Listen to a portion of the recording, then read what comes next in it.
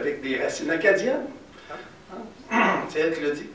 Donc, il y a eu des mouvements, comme je le disais tantôt, du Québec vers la Nouvelle-Angleterre. On peut voir là, les concentrations. Et puis, encore en Californie, qui a un mouvement assez extraordinaire. La Floride aussi, 1 million d'Haïtiens en Floride. J'arrive de la Floride, ça fait pas tellement longtemps. Il y avait un festival qui s'appelle Canada Fest, où il y avait à peu près 150 000, surtout des Québécois, mais quand même, 150 000 dans une fin de semaine là, de spectacle francophonie. Donc, c'est extraordinaire de voir le mouvement de la francophonie un peu partout là, sur le territoire. Je voulais aussi vous faire entendre quelques francophones des Amériques. Donc, on a fait, j'ai un petit enregistrement, c'est des gens qui viennent d'un forum des jeunes ambassadeurs. Plusieurs de eux, c'était la première fois qu'ils se rencontraient entre eux. Les Québécois disaient, ben, c'est vraiment vrai, il y a vraiment de francophonie là-bas. Puis, il y a des gens, des jeunes aussi qui sont d'autres territoires qui, c'était pour eux autres une première expérience de francophonie. Donc, vous allez voir un petit peu là, à quoi ça ressemble. Et comme on vient de le dire, avec toute la beauté de des accents dans les Amériques. Ça, c'est la première fois ici que j'ai vraiment parlé français. Ça fait, avant que ça, j'ai pas vraiment me pensé comme un franco-américain. Je pensais que je suis juste un Louisianais qui, par chance, parle français.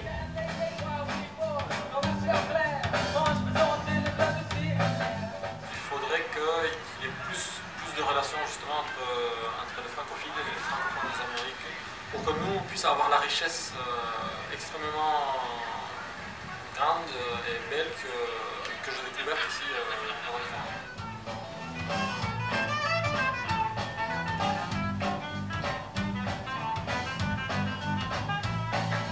De dire que je fais partie de la francophonie des Amériques, pour moi, c'est tout à fait nouveau dans le sens où c'est comme si tout à coup on venait de me dire que j'avais des demi-frères et des demi-sœurs un petit peu partout à travers les Amériques. On veut tous changer du monde, on veut tous faire le monde une meilleure place, puis avec la communalité de la langue française, on peut utiliser ça comme aspect, comme point de rencontre, puis d'avoir tout ce monde ensemble, pour travailler ensemble, pour se brasser les idées ensemble. Je pense qu'on peut vraiment faire une différence.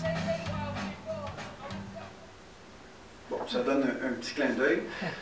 Il y a plein d'autres vidéos comme ça. Peut-être en conclusion, vous dire qu'aujourd'hui, comment la mission va bien, en tout cas la mission du centre. Il y a dernièrement, c'est cet été, la Louisiane vient de faire adopter un projet de loi pour faire en sorte que s'il y a 25 familles qui veulent avoir une école francophone, c'est un fait. Donc, et c'est des jeunes... Ortego, qui a passé à travers le Forum des jeunes ambassadeurs, qui s'est fait donc élire représentant et qui a mobilisé tout ce qui est créole, francophone, et ils ont des caucus pour faire passer des projets de loi comme ça. Un projet de loi qui était en lien avec le Manitoba, donc Greg Salinger, un francophile, francophone qui croit beaucoup, qui a rencontré le sénateur Lafleur et qui a passé la politique linguistique du Manitoba et qui a fait, bon, c'est à toi, tu peux faire ce que tu veux avec, tu mets ton nom, et puis c'est comme ça que ça a passé, c'est devenu une loi en Louisiane. Les liens entre le Maine et le Québec, c'est le gouverneur Lepage qui a créé un groupe focus pour analyser toute l'histoire des Franco-Américains pour voir comment on peut mettre des stratégies en place, que ce soit économique, bon, etc. Donc, il y a vraiment ces liens qui se bâtissent à travers les Amériques et c'est par ces liens-là qu'on est en train de rebâtir cette francophonie. Donc, un de mes plus grands mandats, c'est de faire en sorte que tout ce savoir-faire du Québec puisse être en lien avec ces organisations, ces professeurs, etc., dans les Amériques, et puis qu'ils puissent vraiment bâtir cette francophonie à travers les Amériques. Donc voilà, grosso modo. Merci beaucoup. Je voudrais vous remercier de l'invitation de participer à cet événement. J'en suis un peu ému parce que c'est un fait qui est peut-être enfin, relégué aux oubliettes de l'histoire, mais j'ai été il y a 30 ans le rédacteur en chef du Daily français, non pas du McGill Daily, mais de ce qu'on appelait à l'époque le Daily français. Et donc, 30 ans plus tard, de me retrouver dans un événement qui est commandité par un Daily français qui se porte de toute évidence très bien. C'est quelque chose qui m'émeut. Donc, merci de l'invitation. Alors, je vais peut-être commencer par une anecdote. J'ai grandi à Montréal dans les années 60 et 70, dans une situation un peu bizarre, dans une maison qui était entièrement francophone. Ma mère était française d'adoption. Mon père était un migrant qui parlait mal à peu près toutes les langues du monde. Et donc, on parlait le français à la maison, mais dans un quartier qui était presque entièrement anglophone. Et je vivais vraiment la situation de la dualité linguistique comme étant la dualité de deux blocs linguistiques à peu près hétérogènes. D'un côté, il y avait les francophones, j'allais à l'école française, même française, donc le collège Stanislas, lycée français à Outremont, où je fréquentais des francophones qui parlaient pour la plupart pas vraiment d'anglais, et je rentrais à la maison pour jouer au baseball dans le parc avec des anglophones qui ne parlaient, pour ainsi dire, pas vraiment le français, qui prenaient des cours de français à l'école, auxquels ils s'intéressaient à peu près autant que le cours d'art plastique, je crois, peut-être même un peu moins. Je peux vous dire que 50 ans plus tard, la situation de Montréal a beaucoup changé, et je crois que c'est un fait dont il faut partir quand on fait un peu le constat. Voilà pour l'anecdote. Maintenant, commençons le propos. Je crois que c'est peut-être, je ne sais pas si monsieur sera d'accord avec moi, mais l'avenir du français en Amérique du Nord dépend quand même dans une grande mesure de ce qui se passera avec le français à Montréal. Montréal est la plus grande ville francophone d'Amérique du Nord, une des plus grandes villes françaises du monde, et je crois que disons, le fait que Montréal bascule, si Montréal doit basculer, aura un effet d'entraînement quand même assez important sur les francophones, certainement du Canada, peut-être même d'autres régions d'Amérique du Nord, et donc il faut se préoccuper de ce qui se passe à Montréal. Alors, ce qui se passe à Montréal a quelque chose de paradoxal. Si vous écoutez certaines personnes, je suis tout à fait d'accord avec ma collègue de droite, que j'ai vécu dans plusieurs pays du monde, et je peux vous dire qu'il n'y a pas un pays où on compte les mots avec autant de minutie qu'à Montréal. Là, le nombre de mots parlés dans une cour d'école, dans une langue ou dans une autre, par des enfants, etc. On est un peu des obsédés de la langue, mais on a des raisons de l'être. Il y a quelque chose d'un peu paradoxal.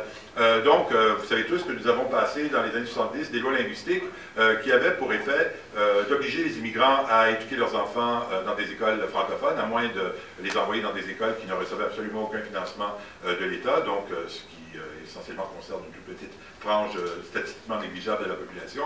Évidemment, les francophones sont obligés d'éduquer leurs enfants en langue française. Et il n'y a que les anglophones, donc, qui sont sujets au principe d'avoir été éduqués en anglais au Canada, etc., qui ont le droit d'aller aux écoles anglophones. Le résultat de ça, c'est que les francophones continuent à parler le français, les immigrants sont scolarisés en français, et donc, à moins vraiment d'avoir eu un passage scolaire un peu bizarre, maîtrisent le français. Et il y a un phénomène quand même étrange parmi les anglophones. Les anglophones, c'est quelque chose qu'on ne leur reconnaît pas suffisamment, je crois, parce qu'on se préoccupe un peu parfois, et j'en parlerai plus tard, de la mesure dans laquelle ils écoutent Marie-Mé plutôt qu'Arcade Fire. Les anglophones ont quand même progressé beaucoup dans le domaine du français. Encore une fois, une anecdote, mais je crois que c'est une anecdote qui est statistiquement parlante. Mes enfants, on habite dans un quartier qui est à prédominance anglophone, mais assez mixte dans notre endogène à Montréal. Mes enfants fréquentent une école de la CSDM où 30% des parents sont des anglophones. Donc des gens qui ont leur petit certificat qui leur permettrait d'envoyer leurs enfants à l'école anglaise, mais qui ont décidé de ne pas le faire parce qu'ils se sont dit, au fond, tant qu'être au Québec, autant apprendre le français dans une école française plutôt que le français qu'on apprend dans une école d'immersion.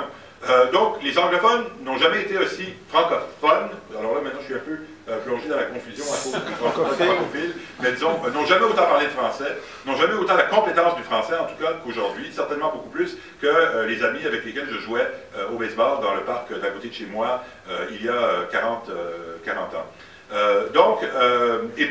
Par contre, on parle beaucoup du déclin du français. Je crois que ce qui se passe, quand on regarde un peu les chiffres puis qu'on creuse, on se rend compte qu'il y a deux manières par lesquelles le français peut péricliter dans une ville comme Montréal. Premièrement, le français peut péricliter, ou toute langue peut péricliter, parce qu'il y a de moins en moins de monde qui ont la compétence linguistique en français.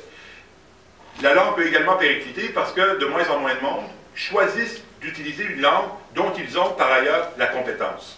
Et je crois que ce qui est en train d'arriver au Québec, ce n'est pas qu'on assiste au premier phénomène. Le premier phénomène a été plus ou moins réglé par les lois linguistiques des années 70. C'est le second. Hein? Et la question qu'on doit se poser en tant que société, c'est comment réagir à ce second phénomène. Et donc, je le répète parce que c'est important de saisir la nuance, on a de plus en plus de monde qui sont en mesure de parler le français et qui le parlent dans des contextes où ils sont obligés de le faire. La loi leur impose de le faire à l'école, devant les tribunaux, quand ils s'adressent à l'État, bon, etc., dans des commerces de plus de X travailleurs, etc. Donc, ils peuvent le parler, ils le parlent dans des contextes dans lesquels ils sont obligés de le faire, mais ils choisissent peut-être, dans des contextes dans lesquels ils ne sont pas obligés d'aller vers l'anglais, vers le français ou vers une autre langue, leur langue patrimoniale par exemple, ils choisissent peut-être moins, hein, qu'on le voudrait, de vivre leur vie en français. Donc, je ne sais pas moi, de vivre en français à la maison, de vivre leur vie culturelle en français plutôt que d'aller voir des films et des pièces de théâtre en anglais, d'écouter Arcade Fire plutôt que Marie-Mé, etc., etc. Donc, d'un côté, quand on regarde les lois linguistiques des années 70, on voit un succès absolument formidable. Et encore une fois, là, vous êtes tous très jeunes dans la salle, là, la plupart, et donc, je ne sais pas si vous avez mémoire du Montréal dont je parle. Un Montréal dans lequel il y avait vraiment deux blocs linguistiques hétérogènes et où les anglophones se voyaient vraiment comme les maîtres à bord, à tel point que quand ils parlaient à ma mère et que pourquoi est-ce que vous parlez français à la maison, c'est quoi cette idée un peu loufoque, les choses ont vraiment changé, donc les lois linguistiques ont été une réussite considérable. Cela dit, on a quand même un problème. Et le problème tient en quelque sorte au fait suivant. Si vous regardez un peu le répertoire linguistique des Québécois, maintenant, toutes langues d'origine confondues, ce que vous voyez, c'est que les gens ont des répertoires linguistiques qui sont de plus en plus complexes. Les deux blocs hétérogènes, anglophones d'un côté, francophones de l'autre, sont en train de se morceler et sont en train de devenir beaucoup plus complexes. Les anglophones, comme je vous l'ai dit, ils parlent de plus en plus le français. Les immigrants, bon, ils parlent le français du fait de l'obligation d'éduquer leurs enfants en français. Ils parlent pour au moins une génération leur langue patrimoniale. Et ils parlent, alors ça c'est un phénomène que les sociolinguistes essayent de m'expliquer, ils sont plus, je dirais, ils se rendent plus, j'allais utiliser le mot buffon, peut-être les francophones. Il y a une sociolinguiste qui m'a dit une fois, l'anglais pour un migrant, ça ne s'apprend pas, ça s'attrape. Hein? Ce qui est peut-être moins le cas pour quelqu'un qui vit dans une société francophone bien installée comme les Québécois ici. Donc les immigrants ont pour la plupart une richesse linguistique assez remarquable, d'habitude trilingue, anglais, français et pour au moins une génération leur langue patrimoniale. Quand on regarde ces gens-là, donc on a un répertoire linguistique plus complexe qu'on ne l'a peut-être eu à une certaine période de l'histoire du Québec. Mais ce qu'on n'a pas, et ce que les lois linguistiques, et c'est le point sur lequel je voudrais vraiment insister, parce que le temps passe vite et que je suis astreint aux mêmes règles, je pense que d'autres collègues. Vous avez tout le temps que vous voulez. Ah, mais là, un autre bon 5 minutes. Tout le temps que je veux, un autre bon 5 minutes, c'est presque une compétition dans les termes. Vous avez donc la situation suivante, des gens qui ont des répertoires linguistiques quand même assez considérables, mais ce que, et c'est le point sur lequel je voudrais insister, ce que les lois linguistiques que nous avons mises en place dans les années 70 ne peuvent absolument pas assurer, c'est que les gens vont s'identifier à l'un de ces éléments de leur répertoire linguistique. Faire de sorte que les gens ont la compétence du français, faire de sorte que les gens parlent le français devant les tribunaux, dans les écoles, etc., ça ne garantit absolument pas qu'ils vont avoir cette portée identitaire envers le français que les francophones, entre guillemets, de souche, expression que tout le monde déteste mais que tout le monde utilise, ça n'assure absolument pas que ces gens-là vont avoir, disons, une relation identitaire à la langue. Cela veut dire qu'ils vont avoir une relation beaucoup plus instrumentale aux langues qu'ils parlent. Ils parleront la langue qui, dans un contexte particulier, leur permet, par exemple, d'atteindre le plus de monde. Ils ne limiteront pas, pour des raisons identitaires, la portée ou la capacité linguistique pour préserver une langue. Donc, nous nous rendons compte aujourd'hui qu'il y a un problème qui n'était peut-être pas celui que nous avions identifié dans les années 70. Le problème n'était peut-être pas qu'il n'y avait pas assez de monde qui parlait le français au Québec et que les forces sociolinguistiques poussaient plutôt le monde à apprendre l'anglais quand ils avaient le choix. Le problème est que même quand on apprend le français au monde, étant donné la force centripète extrêmement forte de l'anglais, à peu près dans tous les domaines culturels, académiques, scientifiques, etc. Et étant donné le manque donc de cette référence identitaire, les gens choisissent, dans les contextes où ils ne sont pas obligés de parler le français, parfois de parler d'autres langues, d'où un déclin que l'on constate, qui n'est pas un déclin au niveau de la compétence, mais un déclin au niveau, ou une non-progression au niveau des choix linguistiques que les gens opèrent dans leur vie.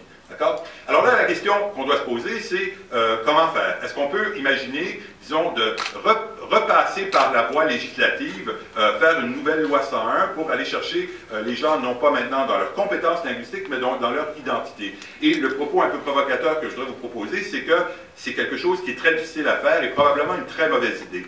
La loi 14, le projet de loi 14 qui a été proposé par le Parti québécois, qui visait les cégeps, donc, comme vous le savez, n'avait, quand vous regardez les textes préparatoires qui ont été mis de l'avant pour justifier cette loi, il n'avait absolument pas pour fonction de parfaire la saisie que les gens avaient de la langue française. Tout le monde s'accordait pour dire qu'un immigrant qui passait par le système scolaire francophone, primaire, secondaire, avait une maîtrise du français qui était, ma foi, absolument adéquate et parfaite. L'idée derrière la loi 14, c'était de socialiser davantage des gens à un moment de leur vie où peut-être qu'ils vont rencontrer des amis avec qui ils feront leur vie, peut-être même des partenaires de vie, etc.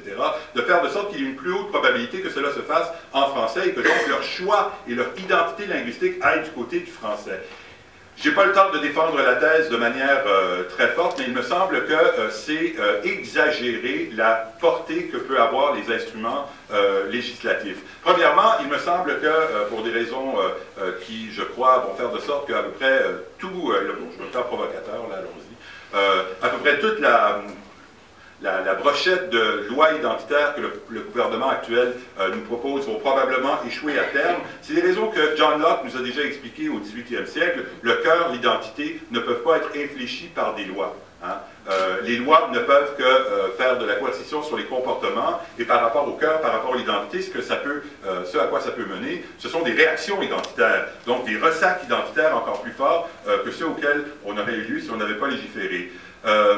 Je pourrais continuer. Il me semble que quand on essaie de protéger une langue comme le français, il faut faire un choix, un équilibre extrêmement fragile entre d'un côté le maintien et la préservation du français comme objectif légitime collectif et la protection des droits et libertés. Et si j'avais plus de temps, je vous proposerais que d'étendre la restriction disons, linguistique au cégep, ce serait de faire un déséquilibre du côté donc, du collectif par rapport aux droits individuels.